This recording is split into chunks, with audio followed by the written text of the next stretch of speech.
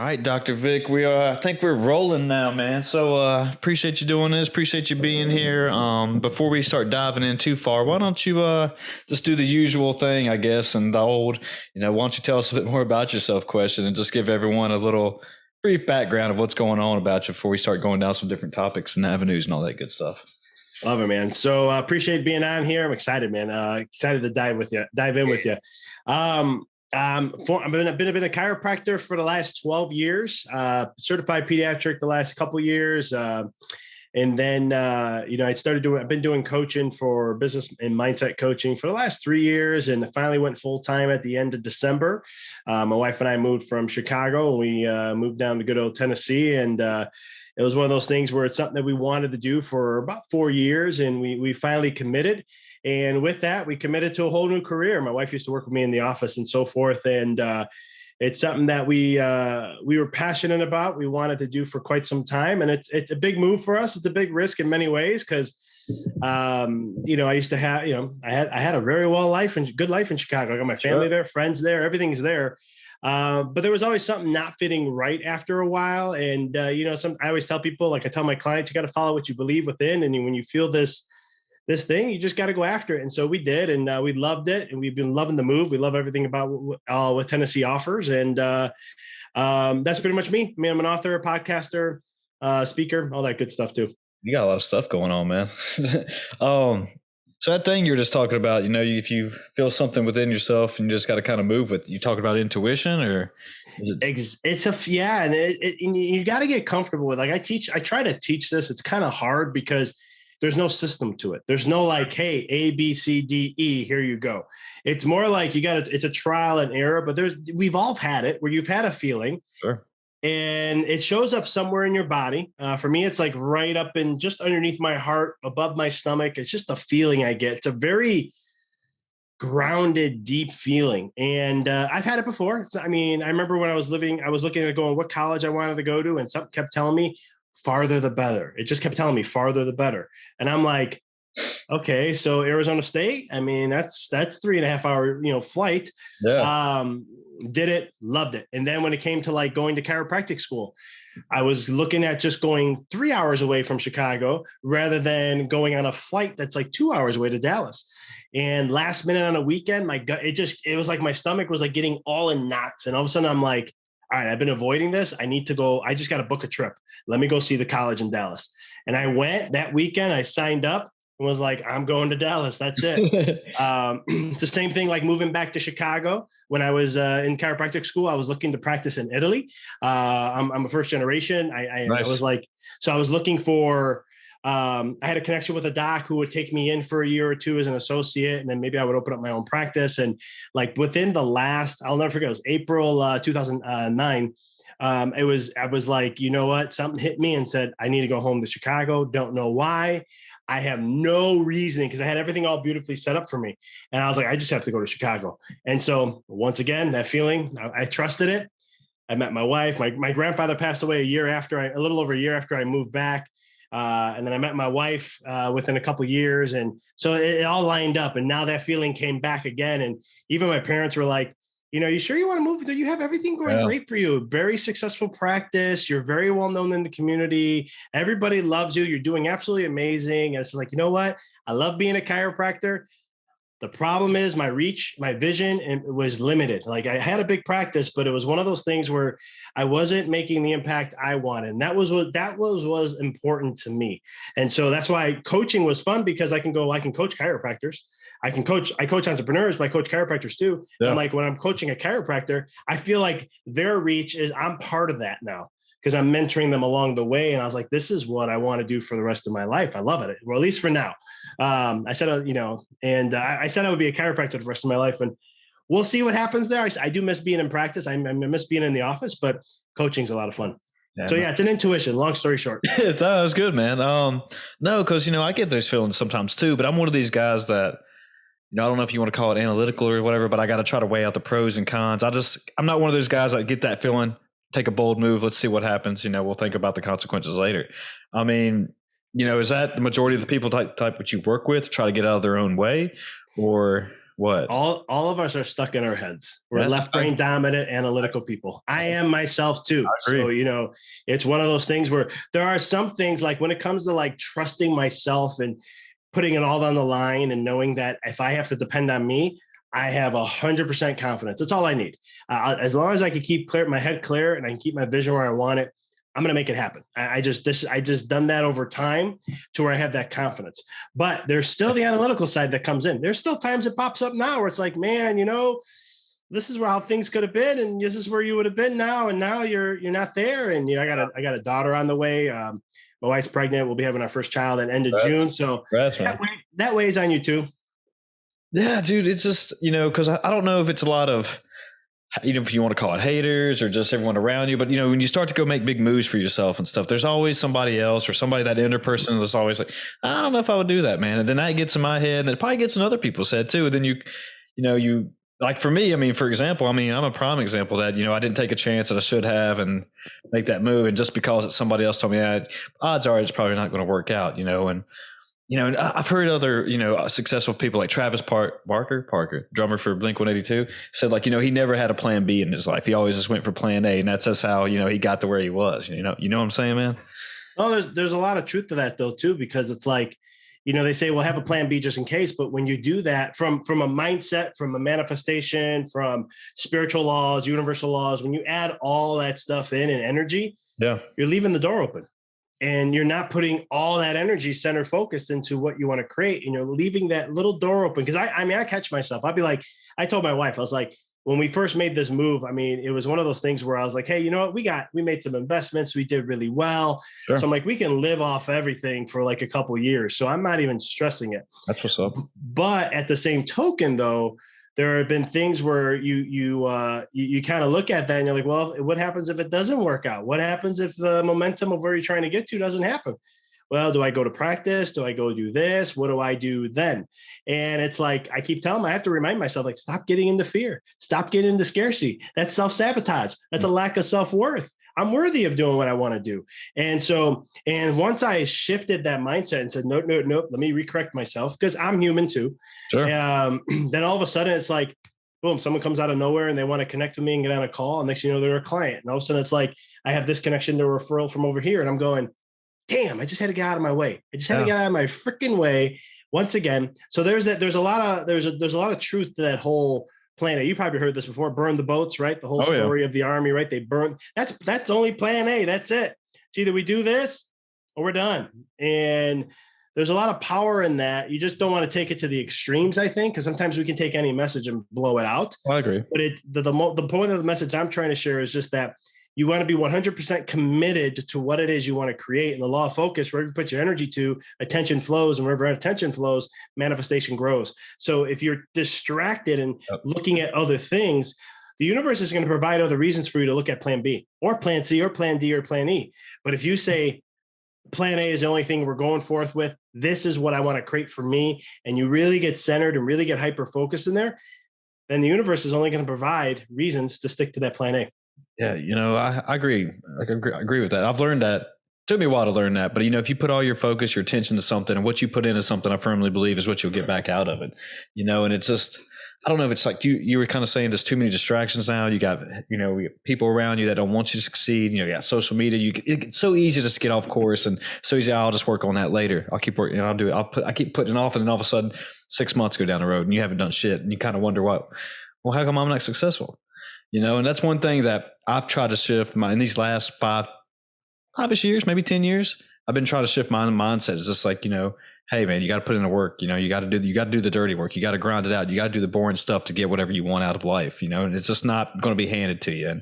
And you're talking about mindset. And I think in college, I don't know if I had a weak mindset. I guess I just expected things to happen and I didn't have to work at it. And I was just going to be content on whatever happened. But I had to learn to shift my mindset. It sounds like that's what you did for yourself. You learned to create a whole new mindset, basically, because, I'm impressed with what you're saying right now. It's just kind of speaking my language right now, bro. But did you not always have that mindset, or did you just kind of have to learn that yourself? I had to learn it myself. I had my own limited beliefs that held me back, like self-worth, believing in myself, fear of failure. There was a lot of that going, even fear of success too. Like, what happens if I get too big? What if I can't handle it? Things like that.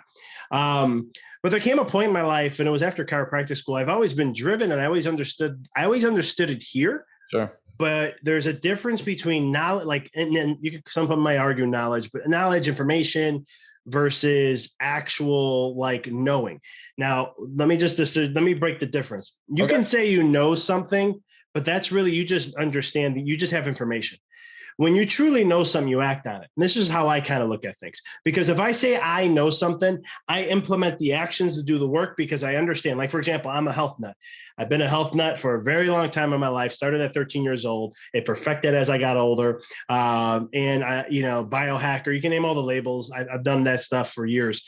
But it's one of the things where I know health because I implement it every single day. You cannot pay me to not work out, eat right, to do my meditations, my mindset work that I do. You can't pay me. Does this not do it?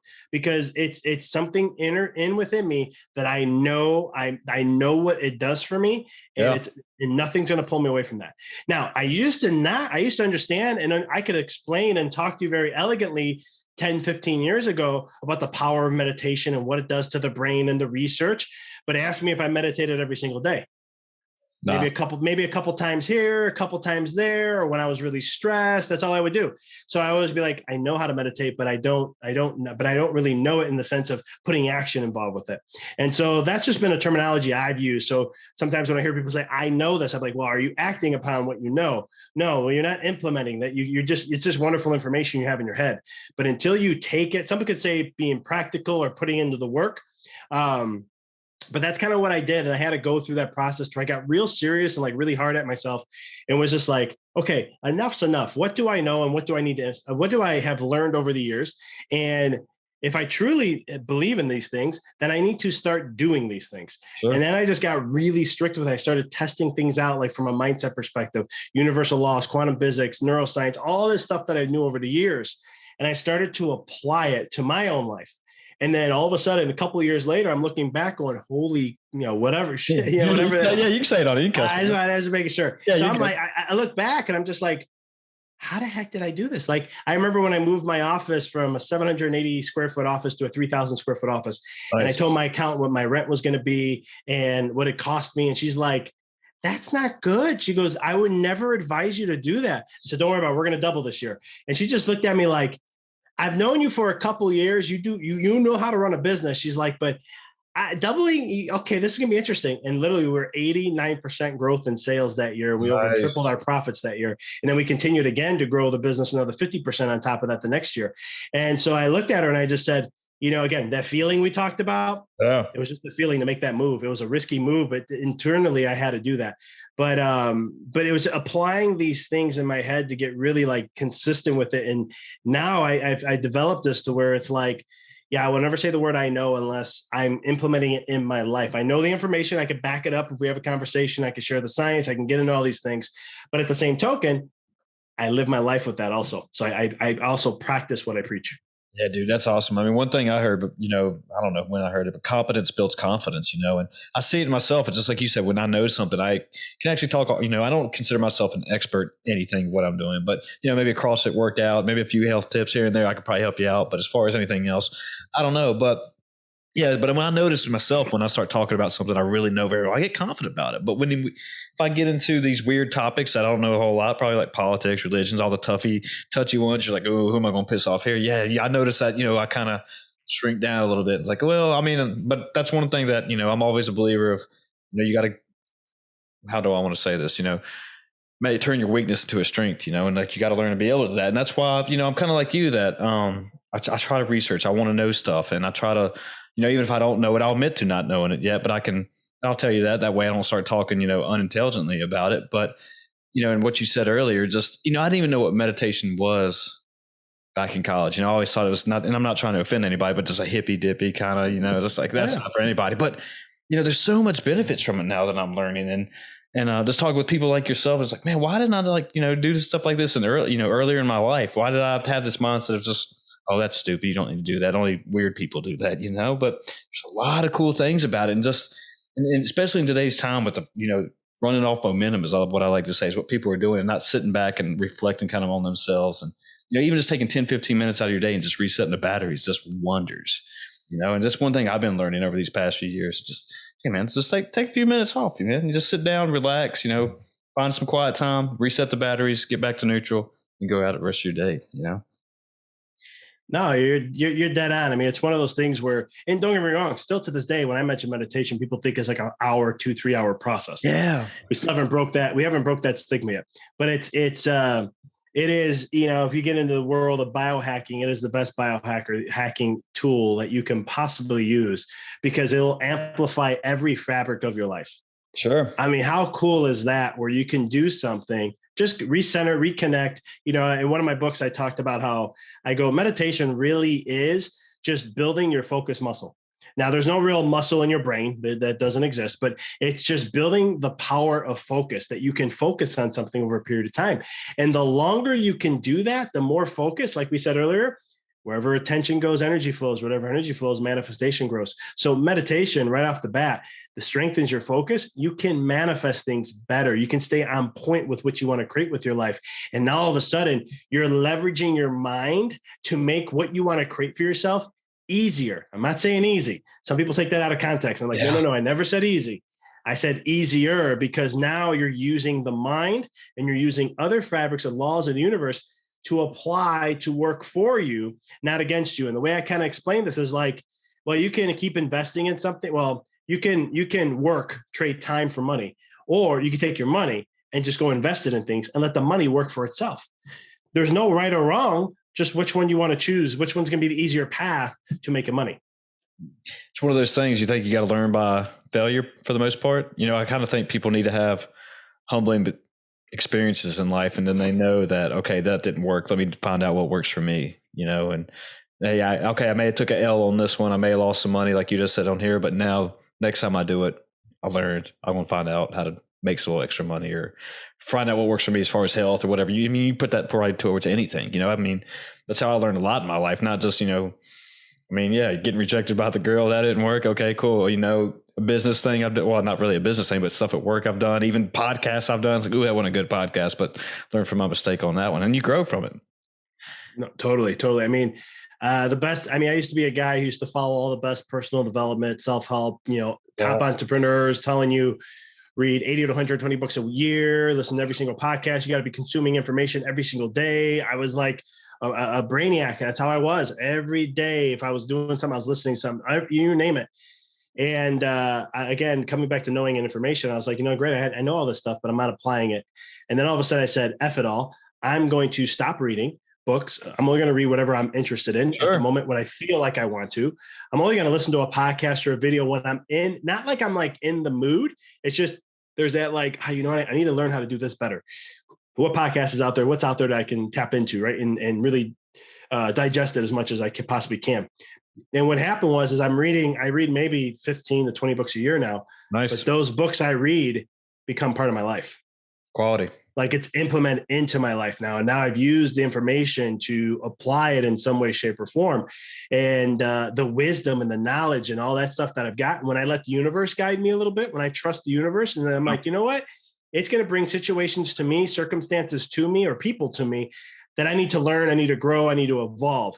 And it's funny, when you just stay present, it just comes. It's like, here you go. This is what you need to learn now. And you're like, oh shit, this is okay. Man, wow, that's huge. Yeah. And you read the book and you're like, oh my God, the book came to me. Or it could be sometimes on my podcast where I'll have a guest come on and I'm like, this is the perfect guest I needed to talk to. Yeah. Like, holy cow. So it's amazing when you kind of do that. Do you think it's a false narrative, with entrepreneurship and people talking about, you only need 4 hours of sleep or whatever, because you got to be out there grinding right now. And that's the only way you're going to get ahead, because even though, you're up, 20 hours a day, but how much quality work are you actually getting done, Man, this is my soapbox, because it's one of those things where I get so annoyed.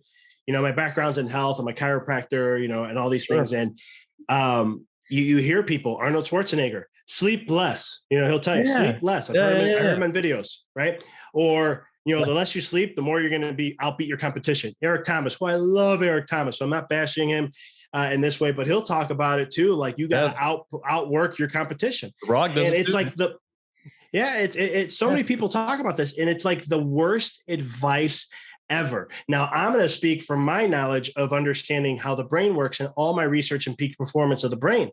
And it goes against every law of neurology, it goes against every study that's been done when it comes to peak performance of the brain. Sure. You're not, you perform better at rest. We need to rest more, not work more. I agree 100%, man.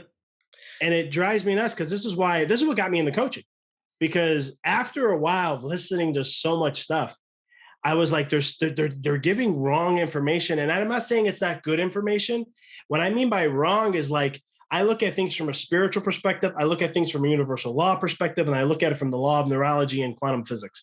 And I look at all these things and I'm going, this doesn't add up. Like, who says that you have to outbeat your competition? If you believe that, then you have to. But if you don't believe that and you believe it could be something else, guess what? That's going to be true for you too. You know, who was it? I'm going blank. Henry Ford. If you think you're right or if you think you're not, you're right anyhow, or something like that. Or if you think you can, if you think you can't, you're right.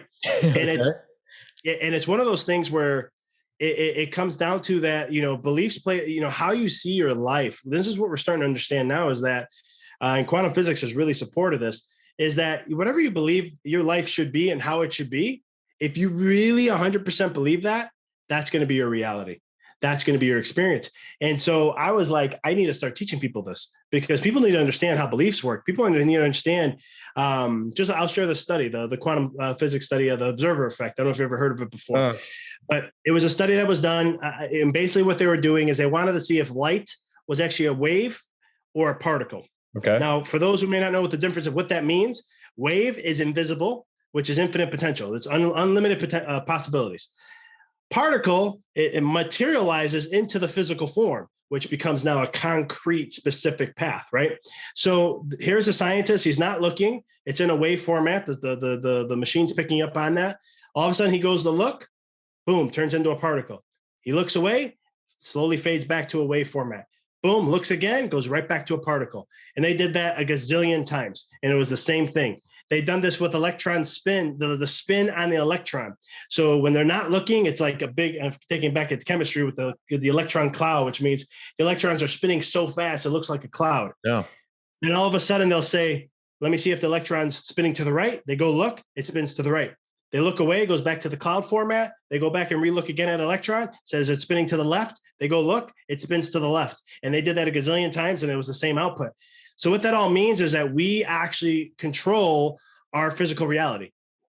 How we see it, how we look at it, the way we project it, the law of focus and all these things come into play is how we're going to experience it. That's why I could say, if you think the path is going to be like this, well, then it's going to be that way for you.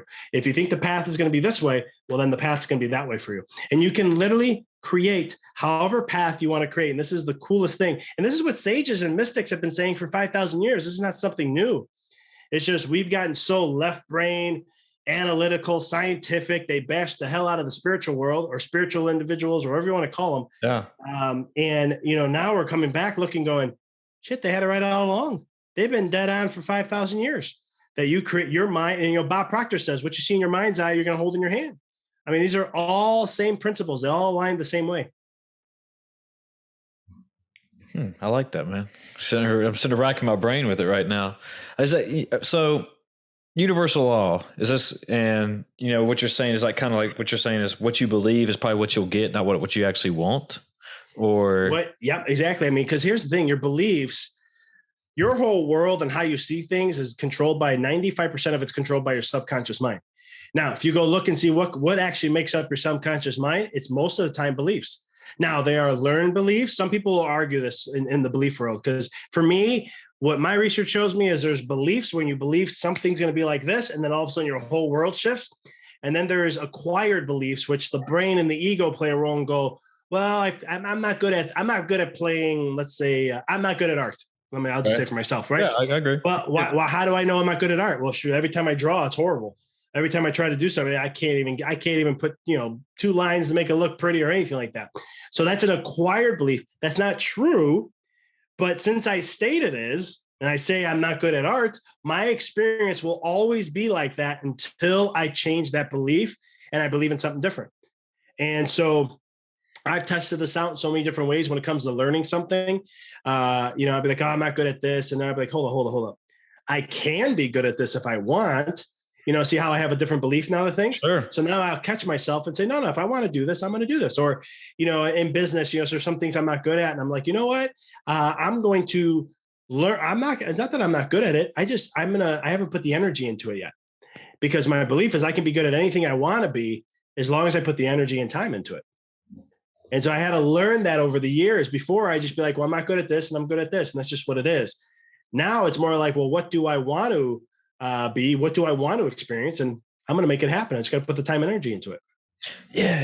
I was talking with somebody on here that actually was working with a mindset coach. And, just by saying that, I forgot how he put it, but for the most part saying like, hey, I want to pick up 225 pounds or whatever, since we're both health guys or whatever. But if you keep saying like, well, I'm trying to pick up 225 pounds, I'm trying to do it. It's like, well, listen to what you're saying. You're saying you're trying to do it. You say, you got to change the way what you're saying out loud to, I guess, the universe. You got to actually say, hey, I'm going to go do that. I'm going to go pick it up one day. It may not be today. It may not be tomorrow, but if you keep saying you're trying, that just says, hey, you're setting yourself up for failure for a certain way, and your body and your brain hears it, that you're just saying that, and it reacts to it. And I was actually at a conference, or it was, it was probably a recreation conference. And the keynote speaker did this thing with somebody from the group. And this was kind of cool. I don't know if it was, I kind of wondered if it was, staged or whatever, but it may not have been. But he called somebody up, and front of the stage, and he held up his arm. He said, I want you to hold out your arm. And he says, all right. He like tapped on. He's like, okay, you can resist me. That's pretty good. And then he goes, I want you to say I'm weak 5 times or whatever. So the guy was like, I'm weak, I'm weak, I'm weak. And then the guy just went like that to it and put his arm down. He said, see?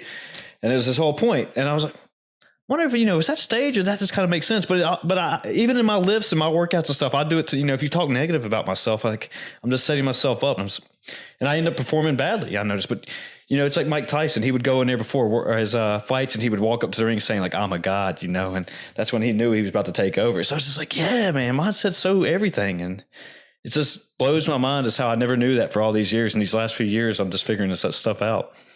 But you've been exposed, right? Think about all the exposure, all the little nuggets that were there. Yeah. And now when you look back, you're like, oh crap, there they are. Yeah, I mean, there's a technique in chiropractic we learn called applied kinesiology, and it's muscle testing. You use muscle testing to find where you got to make an adjustment. But you can use that in so many different things, because the body is a tool. And when you are holding yourself to higher vibrations, closer to truth, or whatever you want to call it, the body will fire electricity better. And when it does that, the muscle will hold to be strong. I used to teach this with energy healing, because a lot of times, even in chiropractic school, they're like, go be an energy healer. What the heck are you doing trying to be a chiropractor? And I'm like, y'all just don't know what the heck what energy is. I'm like, that's all part of what we do. But I used to speak in front of like 100, 150 people, sure. And I would teach the power of words, and I would show the power of emotions and how that plays a massive role on our health. And I could use muscle testing. I would do it in a way where everyone in the room would tell the person in front who's with me, do the muscle testing, to say, we had signals. So one meant, share the love, and they would, and he'd be strong as heck. Then I do number 2, which means they're all going to say, I hate the person. Like they're going to think of someone they can't stand. Sure. And then all of a sudden they go ahead and the person gets weak. And then I would say, this is how I want to show how powerful love is. I would pick one person out, and I'll be like, think of somebody that is the person that you love the most. It's a mother, it's a daughter, it's a child, whatever. I want you to see that person in your mind's eye, and you're going to hold it. When I show my 3 fingers up like this, that's your cue, because everyone else is going to say, I hate the person and all this stuff again.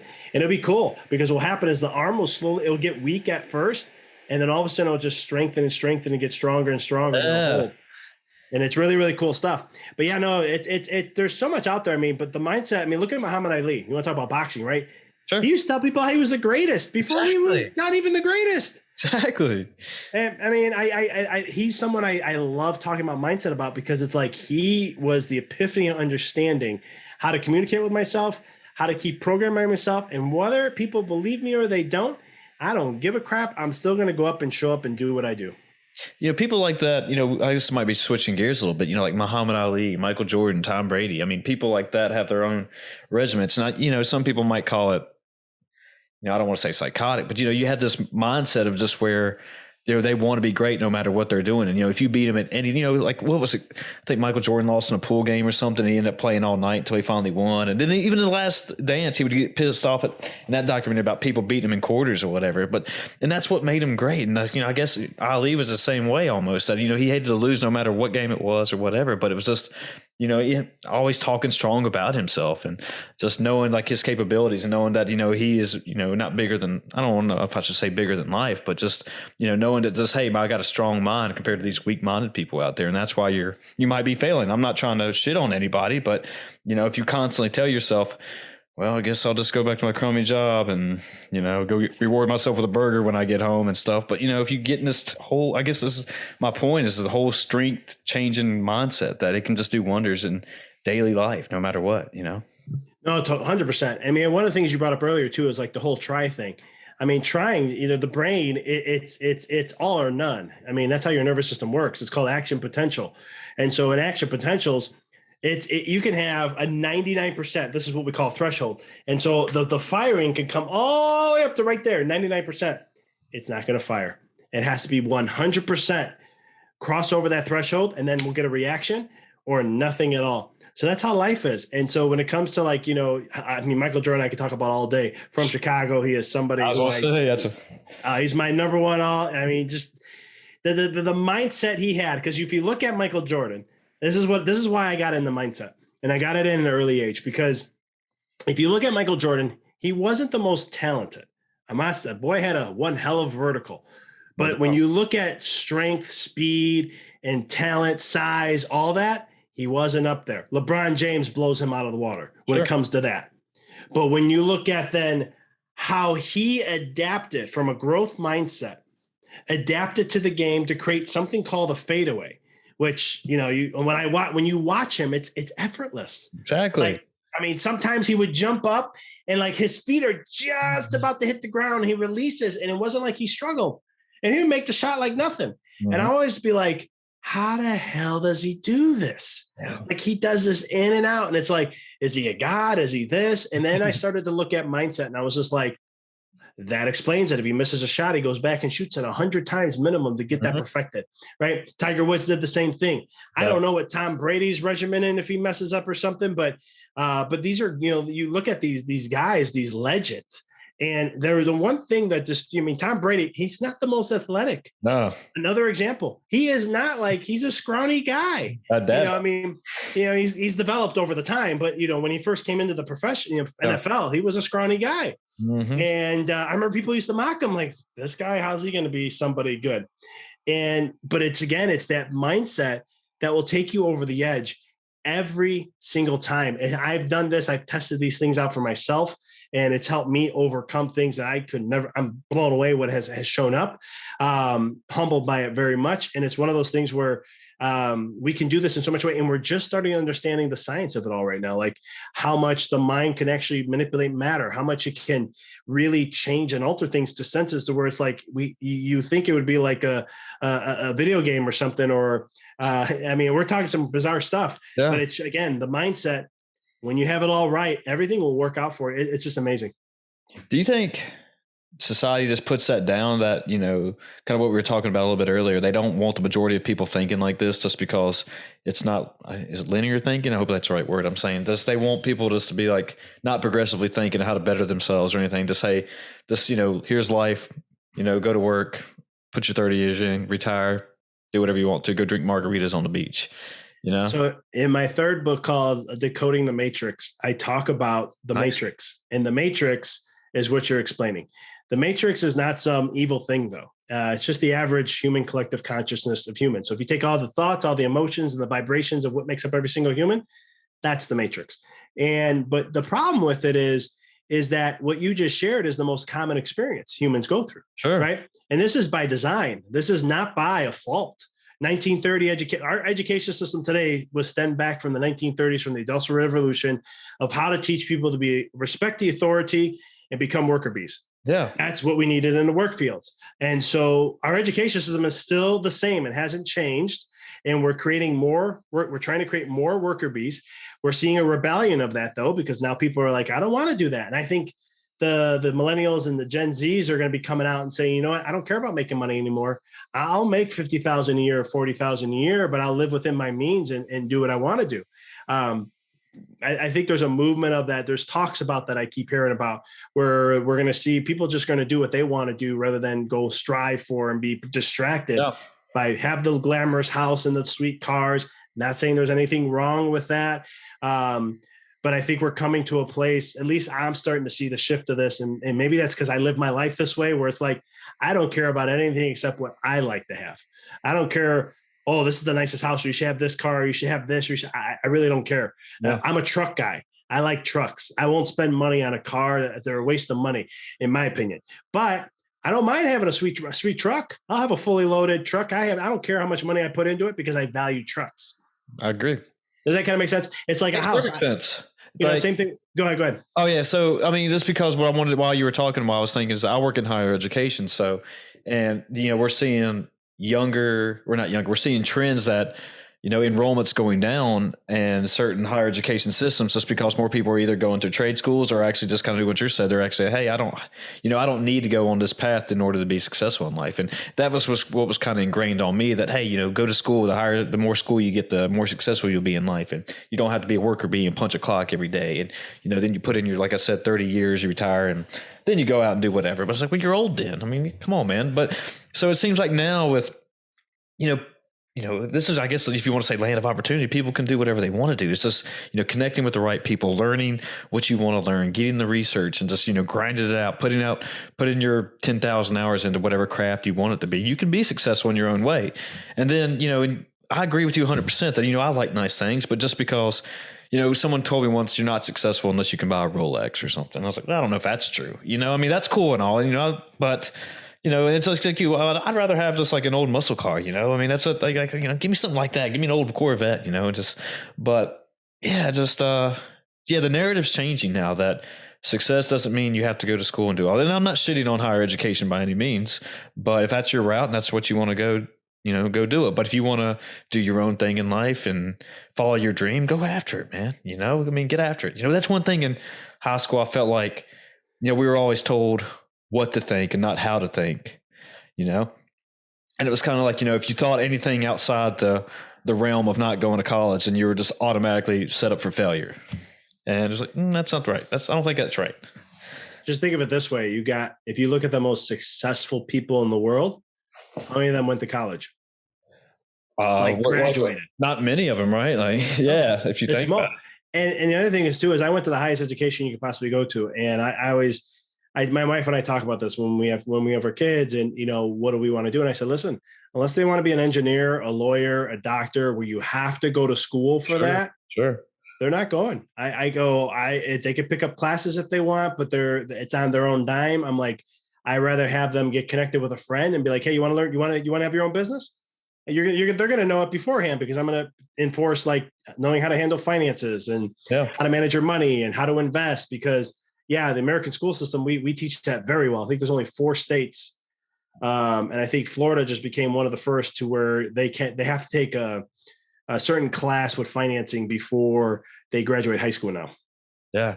I mean, again, I don't want to shit on education, but it was just so wild to me that we're almost setting up, I'm not doing it, but, I was very fortunate that I didn't come out of school with a huge amount of loans. Obviously, now I went up for my master's degree and stuff, but now, I got into sports management, and I'm not even using it with my work now. But it was just, some people were worse off than that. You were setting up for, speaking of failures, they come out with 6 figures in loans, and just like at 20-some years old, and it's like, just having that over your head, like, what the hell am I going to do? But, I agree. It's like you said, if you want to be an engineer, lawyer, doctor, go after it and stuff. But yeah, there's so many more outlets in life that, I wish I would have sat back and looked at more before, just saying, this is probably good enough for me right now. And just started exploring different ways, because, talking about growth and mindset, I'm not the same person I was 5 years ago. I'm not the same person I was 10 years ago. And, some opportunities I shit on and fucked up and just wish I would have never did that, but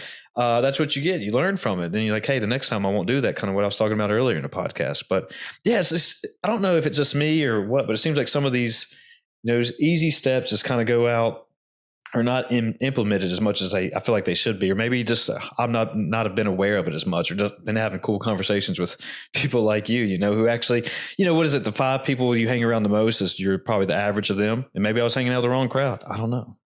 Yeah, the law of association, and There you sometimes go. I agree with it, and I don't, because it's like, it's more like like my former coach, one of them, it was like, he goes, that's a bunch of bullshit. I was like, why is that? He goes, because the most people I hang out with is my wife and my 3 kids. So does that make me them? And I was like, all right, let's redefine it then. It's just what you consume and what you give your energy to, what you trust and what you listen to and what you let into your mind. I go, I think that's where it comes down to, because if you think about it, the 5 closest people to you, you value their opinions. Sure. You value what they share with you. And if you have somebody who's not great with money and you're listening to their opinions, well, you're going to start to have the same experiences as what they have. Sure. Or, if you're the only person out of the group who's growth mindset, challenging yourself and wanting to thrive, and the rest of them are all living comfort, it's going to be a hard battle for you to continue that path, because you have people who are just doing comfort, and you're seeing their thoughts, you're seeing their emotions, and that can potentially try to hold you into that ground. Yeah, no, I agree, dude. Just yeah, it's just hard to get. I guess when you develop those certain relationships, it's hard to get out of those ones. So just because, just people who don't want to feel. I guess most people want to feel liked. They don't want to be hated, and that it's probably they're afraid of change for the most part. Is what a big part of it is, especially in, I would say, today's times, that they don't want to be considered the uncool guy and the outcast. But sometimes I feel like you have to go on these adventures alone by yourself, and that's one thing I've learned. And it's okay to go alone for part of the way, and it's okay to you learn about yourself and you figure out what is Chris like, what is Dr. Vic like, and that's a cool thing. It's like you think you know yourself, but you really don't. And that was one of my experiences in, life, it's just, or especially these last few years, I guess, when, we got put in quarantine or however it was for you, it's just life came to a halt, and you actually got to, like, come what we were saying earlier, you get to sit back and let me reflect on a couple of things here. How has life been going for me? And that's the beauty of what the pandemic brought. Like, I remember when it came, and again, everything's perspective. I knew when it was coming about a couple months before it actually hit the United States. And I was like, I was telling my clients, coaching clients at the time, I'm like, this is going to be a beautiful thing. And they're like, what do you mean? I said, hold on, no judgment here. I was like, this is going to be a time where we can massively grow and expand in so many ways. And I go, because anytime a pandemic comes, anytime these things evolve, it puts us in a state of unknown. But unknown is where our growth is. Yeah. Unknown is what lets us thrive. So Yeah. Just me knowing that part, I knew this was going to bring massive growth, but you had to step into that, because what people were trying to do is find a comfort level. And then once they got that comfort level, they went back to their old patterns 3-4 months into the pandemic. But it's one of those things where you take that time to really, ask those deeper questions. And imagine if we did that on a routine basis, right? Imagine if we continually try to ask the deeper questions and really, really just see what matters. What do I like? What matters to me? Like, I remember that, it's lonely at the top. And so it's one of those things. I remember, I forgot who it's he's a leadership guy. He's got so many books. I've read so many of them. I'm surprised I can't remember his name, but long story short, he has one of those books that's only at the top. And it's one of those things where sometimes, and it was okay for me, where I went down to like 1 or 2 friends, and I was just like, because I really wanted to I started looking at my relationships, and I was like, I want real relationships. I want to have these men in my life, and I want it to be a real, authentic relationship. I don't want it to be this, can't talk about our emotions, we can't get this or that, share our weaknesses. I was like, and if I have to let go of 20, 30-year relationships, I'm okay with that. No. Because again, what matters to me is having real relationships, because I felt like I was robbing my life if I didn't have that. So it's getting uncomfortable, and it's also knowing what you want. It's kind of like running a business, but it's at the same token, it's declaring and saying, I'm worthy of this. And it was funny. Some of my relationships got rocky for a little bit. And then all of a sudden, these people I've had long, long relationships with, they started to turn around. Like, they started opening up out of their own. And I was just sitting there going, holy shit, this is cool. Or I created some old friends came back into my life, and there's like a real relationship where we talk about real things. We connect every 90 days. We don't live near each other, but we'll connect every 90 days and have a call. How's life? What are we up to? We'll talk for 20, 30 minutes. And then it's like, hey man, love you, bless you, and look forward to reconnecting again soon. If you need anything, how can I help you? How can I support you? Like, we're really there for each other. And I was like, this is what I wanted all my life. But what the only difference was, is it wasn't because I was lucky or something shifted. I had to declare that. Like, I had to be enough with the bullshit. I had to be enough with that. And this happens in any area of life, relationships, business, money, all these things, because we're in relationships with everything. And you just got to get so crystal clear and know what you want. But you can't know what you want unless you ask the questions, right? Dr. John Demartini, who was on The Secret, he's a chiropractor. He said, the quality of life is determined by the quality of the questions you ask. And so the better the questions we ask ourselves, the better that we're going to be able to dive deeper, because questions help us go inward. You don't ask questions in a room. I'm in my office right now. And if I ask a question, there's no one here to respond except me, right? So if I ask the question, I have to go inward. And the better that question is, or the deeper that question is, the deeper you're going to go in, and you're going to pull this beautiful stuff that already exists inside you. Do you think it's tough for people to be vulnerable like that? We're not taught to be. Vulnerability, especially for men, vulnerability is a weakness. That's what I was getting ready. Yeah, that's exactly what I was taught, man. That's how we're taught. That's how we're trained. And you know what? It's the most powerful thing that can transform relationships. Yeah. I had to learn how to be vulnerable with my wife, to let my guard down on every aspect, and to let go and surrender to her and trust her and see us together, and not be the alpha male, to just literally just let that go. And once I started to do that, the dream marriage of what I wanted became a reality. Like, and some people say, oh, you guys are the cutest. You were meant for each other. That's why it works. And I'm like, bullshit. We went through a lot of work to get to where we got to. Yeah. We did the work together. And I know on my part, it was getting vulnerable. Now, I'm not going to say, oh, I'm the most perfect vulnerable person in the world. Hell no. My wife will tell you I'm not. It's because I still have old programming. It still comes up from time to time. I'm human. I have my own issues too that I work through, but I'm catching them faster. I'm getting better at going, shit, here we go. This is from back when I was, I remember, here's that old, daddy thing that I learned. I took on from my dad, or I learned from my Italian culture. And I'm like, all right, let me just reset for a second. What would Vic want? How would Vic respond? And what do I want to see come out of this? Right? Simple questions like that. Damn, my mind shifts. All of a sudden I look at it from a different perspective and go, I didn't like the way I responded there. Here's how I want to respond. Now I got to go tell my wife I'm sorry. I need to apologize. I need to express to her where I came from, and just open up and just be real. And it's amazing how it just works. It works not only in that relationship, but other things too, like my friends' relationships, my relationship with my parents. Even though sometimes my dad, I'll tell him things and I could tell he can't handle those emotions, because he comes from the old school. Which I love him dearly, and it's one of those things, but I laugh now about it because I'll see him and I'll be like, I know, Dad. Like, my dad's never really he said it a few times, but like, I love you. He's never said he was proud of me, but he said only a couple times. And it was like more of a jokative thing, not like a serious. And, sometimes my wife's like, do you still want that him to say that? I'm like, I know he loves me. He doesn't have to say it. He's old school. But I know when I'm getting emotional with him, like just sharing emotions and stuff, not crying or anything, but just getting emotional, I can see how he gets uncomfortable. And I just start laughing inside because I'm like, man, this is so funny.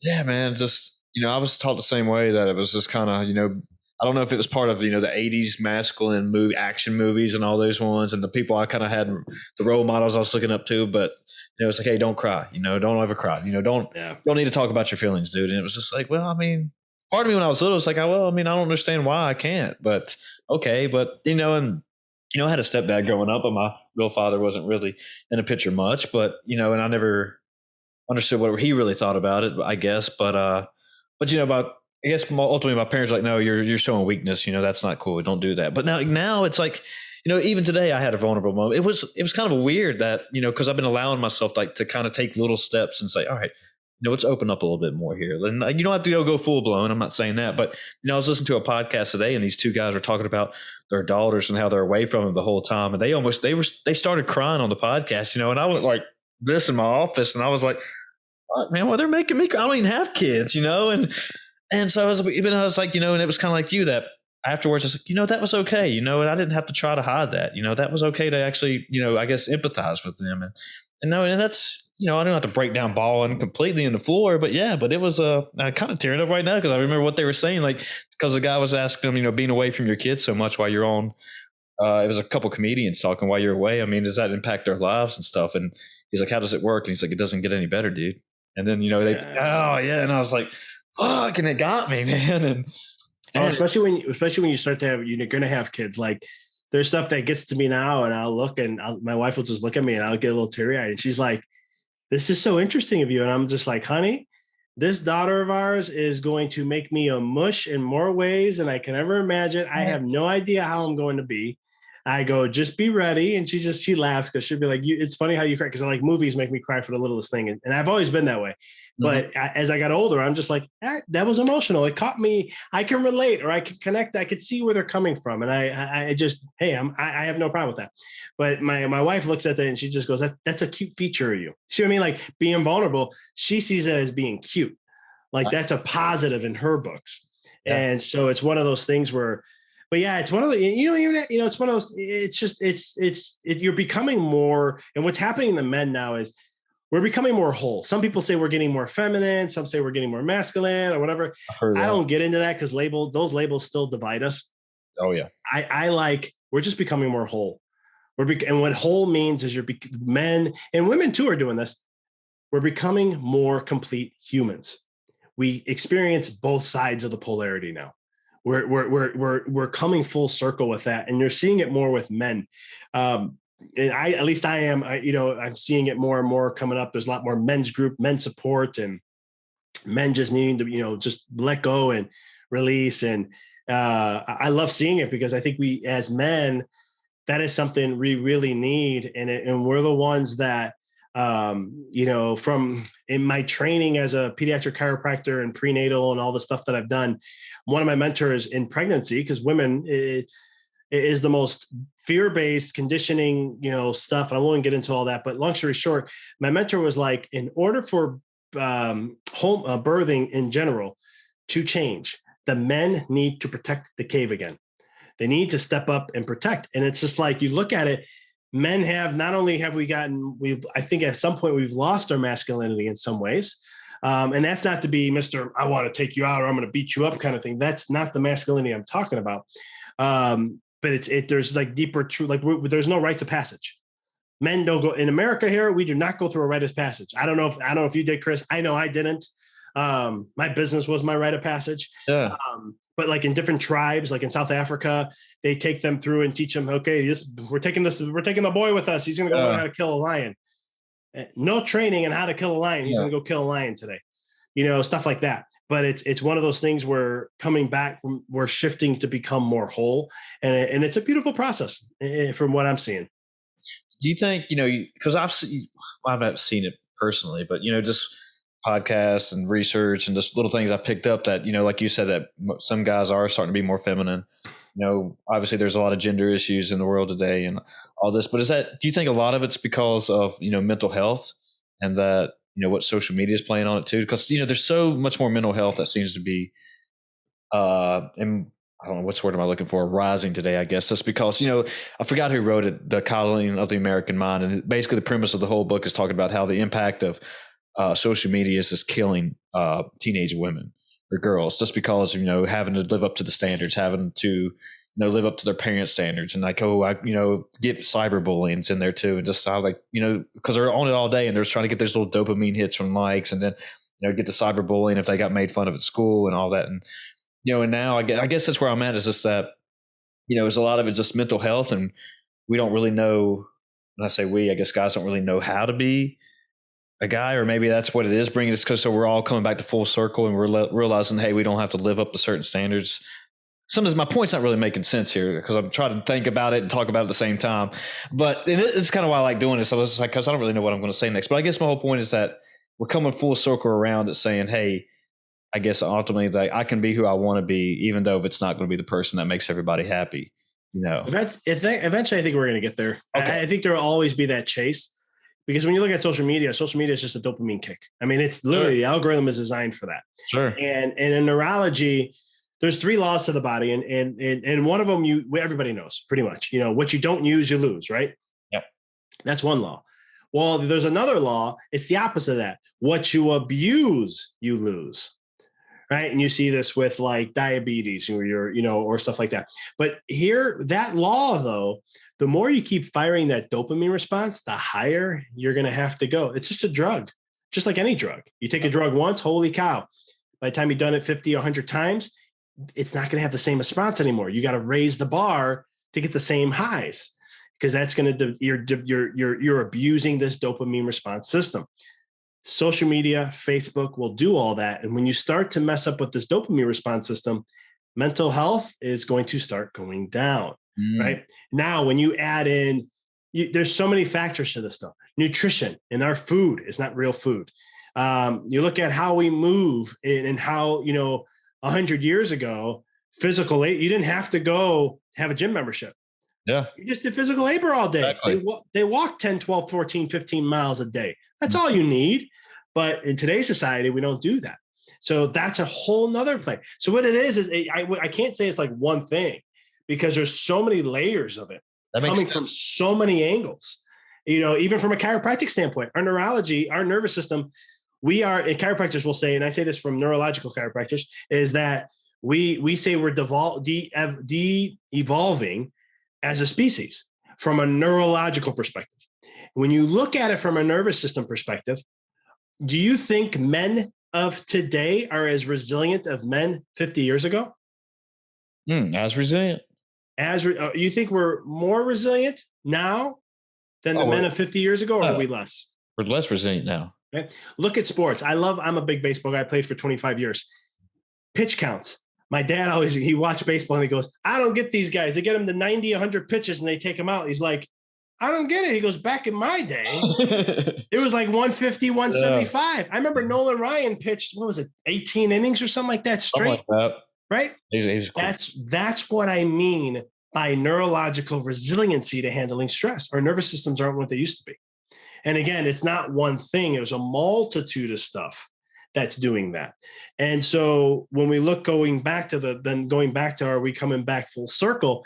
I think it's also, we're becoming aware of what the problem is. See, because the universe, there's a truth about the universe, there's a truth about nature, and there's also a truth about your body. They're all the same because they're all interconnected. What's above is also below.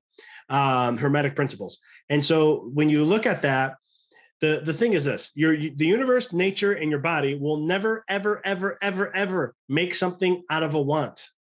It only makes something out of a need. Okay. Ooh. So when you look at life or where we are today, look at the mindfulness movement that's going on. You even had Gary Vee talk about how it's going to be a multi-billion-dollar industry. Sure. Right. Maybe it's because Gary Vee's got money in that and he's trying to, hey, I'm going to throw that out there because I've been following. Who knows? But Gary Vee's a cool guy. But long story short, when you think about that for a second, well, I always look at when something comes up, I'm always taking a step back going, okay, why is that here? Why is that popular now? And then I start looking at how life is and the patterns of life. And I go, oh yeah, this is why. This makes perfect sense why we need that. Why are men becoming more whole all of a sudden? Man, we need that. It's not it just sounds cool. No, men need to become men again. We need to understand how to go back to principles. Like, when I say principles, it's like, hey, when I give you my word, that's my word. Sure. That's better than a contract. Sure. Right now, I mean, if you just met somebody and they said, hey, trust me, it's my word, you're going to sit there and go, oh, hell no, I need to see that on paper. For sure. But it's one of those things of like holding your truth, holding your ground, living by a code. That's something that I preach a lot about in just general. Like, you got to have codes, and codes are just another fancy term for beliefs. What is something that you believe, right? Like for me, the universe is always there to support me every step of the way. It is there no matter what. And as long as I just get out of the dang way, everything's always going to work out the way it needs to. I just need to show up. That's the grind and hustle. I just need to show up. I don't need to have to kill myself. I just got to show up every day and be consistent on what I do. Keep the momentum moving forward. Donald Trump said this, genius on what he said. I love him, hate him. I really don't care.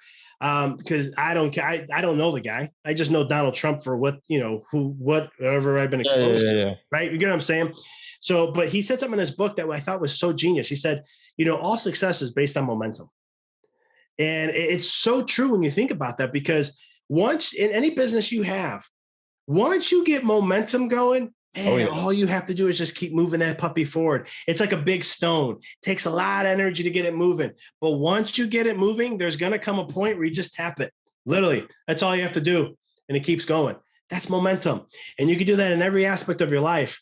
But yeah, I know I got a tough tangent there. Oh, you're fine, dude. Yeah, you said that way better than what I was trying to say. And that's exactly kind of where I was going, is that because it seems, that, you even touched on, like, nutrition, and the nutrition in this country is, and we don't have to go down this thing, but it's just ridiculous. I'm currently reading Sacred Cow by Robert Wolf, and he was talking about how we're in a world today where people are dying from too much food rather than too little food.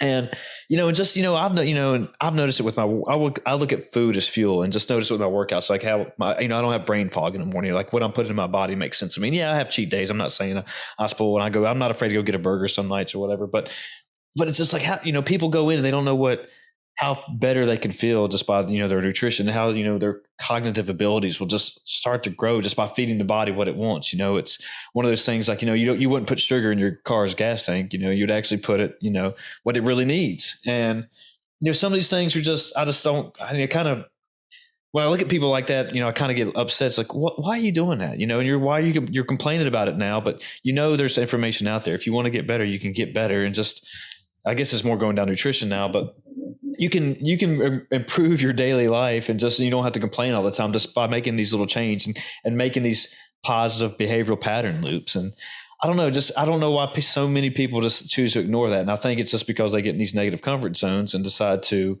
well, maybe next week I'll start, whatever, no big deal.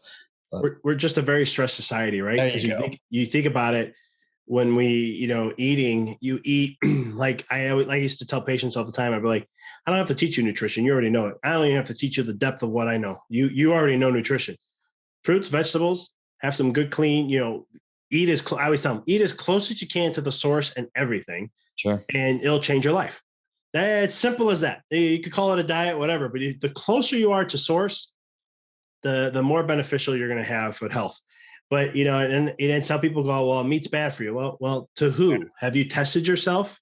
Well, veganism is better for meat. Well, have you tested yourself?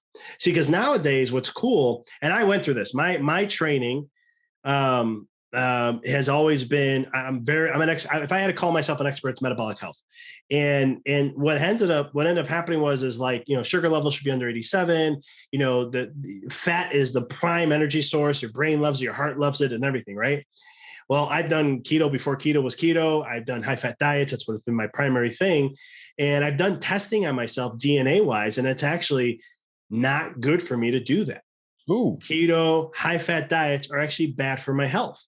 Now, I had some good friends who are very reputable in the metabolic world. I shared that with them. I said, hey, they're colleagues of mine. And I was like, I trust your opinion. Look at this. And they go, that's bogus. Don't even trust it. I was like, you sure? I mean, it's my DNA. It's how my genetics work. And he's like, trust me, it's bogus. All the research I've done. All right, fine. I ignored it. I did a microbiome test. You can do this now where now you think about this for a second. And now we're getting on nutrition now, but I'll ask you a question. Does your small intestines and your large intestines, do they break down the food and can, absorb the nutrition? Or is your microbiome in your stomach that breaks down the food? And then your stomach just pulls it. I mean, your intestines just pull it in. That was your microbiome. Exactly. Yeah. So why don't we eat what our microbiome wants? Well, because we probably don't know what our microbiome wants. Unless you get tested, right? And then you can test your metabolic, right? Because, like, for example, my family is Italian all the way up to back to the mid 1600s. Nice. So that's where my whole family lines up from. And so when I was doing this research back in 2017, 2018, I was like, well, what if, okay, the DNA told me I can't have a lot of fat. I should minimize that. I should eat more carbs and I should have protein. And I was like, man, carbs, it was 35% carbs. I go, man, 35%, that's like crazy. That's sometimes even my cheat days, I don't even get that high. Yeah. And so I do the biome test, and long story short, it says my microbiome wants 50% carbs. I said, there's no way I'm going to eat 50% carbs, but I still stuck to my normal traditional training and stuff until I couldn't get my sugar levels under 87 anymore. All of a sudden I was doing my normal fasting protocols, doing everything that I do. And I would be at 100. And I'm like, man, why am I at 100? I've been fasting for 5 days. All I had was water. I should be breaking down into the 60s in the morning. And it was fascinating. And then all of a sudden I said, all right, obviously what I'm doing isn't working. I got to change it up. Now I've been conditioned over all these years by all these health experts that I was able to have good connections with. And I say, you know what? Let's get back to individual. What do I need? Yeah. Started doing that. 2 weeks later, sugar levels got back to where they were, under 87. And I go, I'm eating more carbs. I'm having honey because I've been under the weather. That's why I'm a little nasally. But I'm I'm eating more honey. I have way more fruit than I had, like a half a watermelon. It wasn't a big one. It was a small one. But I had half a watermelon. There's a lot of sugar in that. And my blood sugar only went up like 20 points. And it went down, and it's been getting lower and lower. And I'm just going, holy cow. Again, getting back to what works for you. And that's in every facet of life that I try to teach, not only just nutrition, but also in your business, how to make your money, how to have a relationship, what works for you. Dr. Vic, you're a badass dude, man. I think we should end this on a good note right there. Take this one home. I wanted to talk to you about chiropractor, but we'll do that next time or something. Because I have some questions on that. But anyway, if you want to plug all your stuff real quick before we hop off here. I appreciate that. Yeah, man. You can find everything at empoweryourrelly.com. That is my website. I do have a book coming out. I don't know when this is going to be aired, but May 31st is when my third book, Decoding the Matrix, comes out. You can find that on Amazon, everywhere online, Kindle, you name it. We'll have an audio version too. If my voice gets cleared up in the next week, I'll have the audio version ready to go. But yeah, I'm out on the socials. Dr. Vic Manzo on Facebook and Instagram, Dr. Manzo at LinkedIn, Dr. Vic Manzo on TikTok. So get connected. Any questions you have, you can DM me or, shoot through my email website. And I do respond. I love hearing from people. And so that's pretty much it. Cool, man. Again, thanks for being here, dude. Thanks for the conversation. This was great. So appreciate it, man. Thank you so much. Okay, we're out here, folks. Be good to yourselves.